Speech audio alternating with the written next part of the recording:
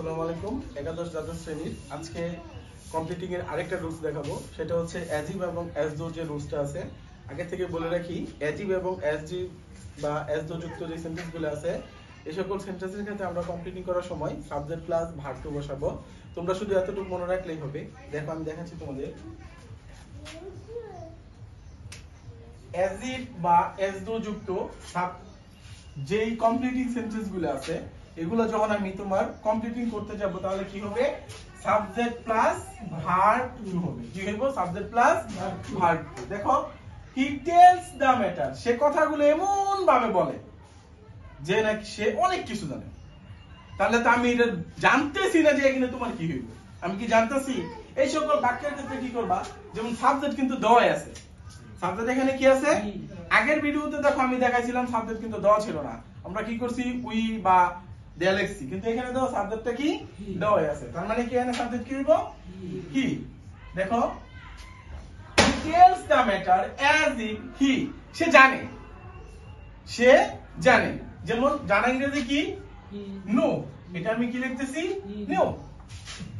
এরপরে তুমি মানে যে কোনো একটা কিছু লিখে দিতে পারো। এখানে কি লিখবো আমি? এখানে everything.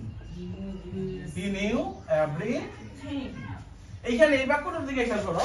he talks as if, সে এমন ভাবে কথা বলে সে কবি বা ডক্টর বা ধরো ইঞ্জিনিয়ার। অনেকে আছে না যে মনে করো অনেক কিছু জানে, মনে হইতেছে হ্যাঁ মনে হয় ডাক্তার হয়ে গেছে। বা অনেকে কথা বলার সময় মনে হয় যে হ্যাঁ এই দেশের প্রধানমন্ত্রী, ঠিক আছে, বা হ্যাঁ এই দেশের প্রেসিডেন্ট। এরকম হয় কি না কথাবার্তা? তাহলে আমি লিখতে পারি he talks as if he were a, ধরো আমি কবি লিখলাম, তাহলে কি হইব? পয়েন্ট। তুমি কবি না লিখে এখানে ডক্টরও লিখতে পারো, বা এখানে কি লিখতে পারো, বা তোমার ধরো হি ওয়ার এ প্রেসিডেন্ট, প্রাইম মিনিস্টার, কোনো সমস্যা নেই।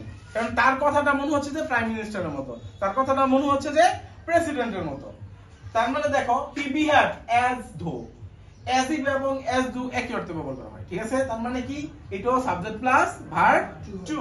হি বিহেভড অ্যাজ দো হি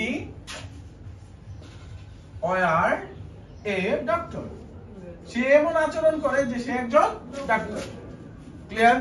এইখানে যে তিনটা বাক্য লিখছি, অ্যাজিভের ক্ষেত্রে তুমি ধরো তুমি পারতেছো না বা তুমি কোনো কিছু বুঝতেছো না, তখন তুমি কি করবা?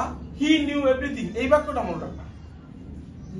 He knew everything. ধরো তোমার এই বাক্যের আগে যে অংশটুকু থাকে, বিশেষ করে যারা একাদশ দ্বাদশ শ্রেণীতে পড়ো, তাদের এই বাক্যের আগে যদি ডক্টর থাকে বা চিকিৎসা সংক্রান্ত কোনো কিছু থাকে, তাহলে কি লিখবা? ডক্টর। ধরো এখানে কবি সম্বন্ধে দেওয়া আছে, রবীন্দ্রনাথ বা কাজী নজরুল, যে কোনো একজনের ঘটনা দিয়ে দিচ্ছে, তার মানে কি লিখবা? হি ওয়ার এ পয়েন্ট। মনে করো এখানে বার্ড সম্বন্ধে আছে, বার্ড, বার্ড মানে কি?